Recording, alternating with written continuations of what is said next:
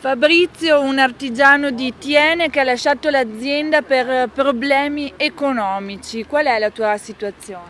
La mia situazione è che avevo una ditta di scavi in movimento terra e mi sono dovuto fermare perché le banche hanno chiuso i rubinetti.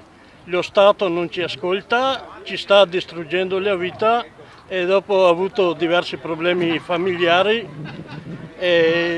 Ecco, sono qui, mi sono unito al movimento per chiedere a questo Stato e convincerlo che ci siamo anche noi e che in Italia comandiamo noi e non loro, perché è giusto che ci prendiamo la nostra vita, perché abbiamo diritto a un lavoro, abbiamo diritto a avere soldi in tasca, soprattutto, e che la finiscano di distruggere vite umane.